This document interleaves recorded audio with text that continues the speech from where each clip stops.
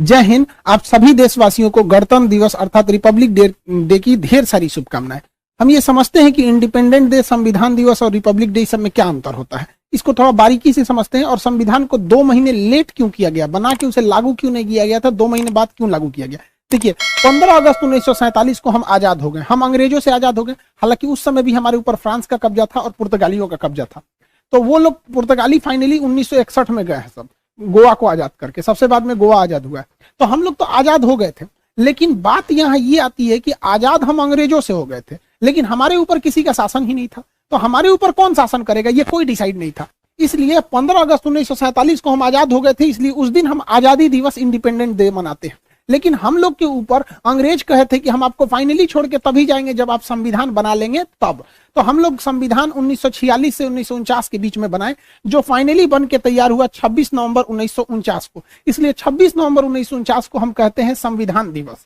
तो आजाद हो गए, संविधान हो गया यहाँ पे। लेकिन जब तक ये संविधान लागू नहीं हो जाता, हम कैसे कहेंगे हमारे ऊपर किसका शासन चल रहा है। रियलिटी में देखिएगा हमारे ऊपर किसका शासन है, संविधान का।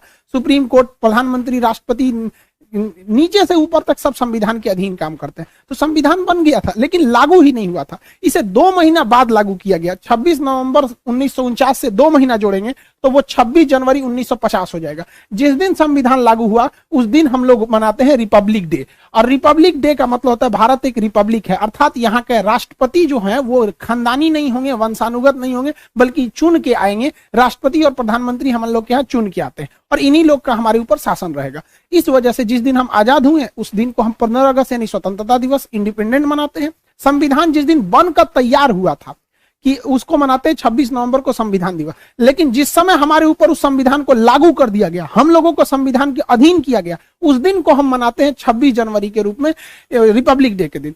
यह हम टोटल मैटर ये समझिए कि इसे 2 महीना लेट क्यों किया गया था, ये समझना है। तो अब हम इतिहास में चलते हैं, क्यों इतना लेट हुआ था। एक्चुअली जब द्वितीय विश्व युद्ध चल रहा था तो उस समय इंग्लैंड को बहुत ज्यादा क्षति हुई थी। जर्मनी ने धो दिया था, लंदन पर 15 दिन 15 रात बिना रुके बम गिराया था। तो इंग्लैंड की जनता जो थी युद्ध से पूरी तरह त्रस्त थी। वहां कंजर्वेटिव पार्टी की सरकार थी, विंस्टन चर्चिल प्रधानमंत्री थे।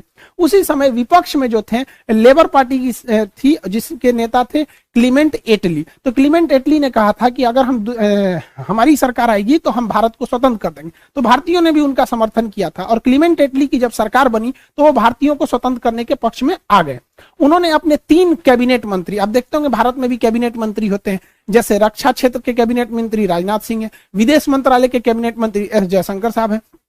तो अलग अलग कैबिनेट मंत्री होते हैं। तो उन्होंने अपने 3 कैबिनेट मंत्रियों को भारत भेजा, जिसको 1946 में वो भारत आए थे, जिस वजह से इसे कहा गया कैबिनेट मिशन। अब ये कैबिनेट मिशन जो था इसमें 3 सदस्य थे। एक का नाम था क्रिप्स, अलेक्जेंडर और लॉरेंस। ये ट्रिक याद रखिएगा, एग्जाम में पूछता है।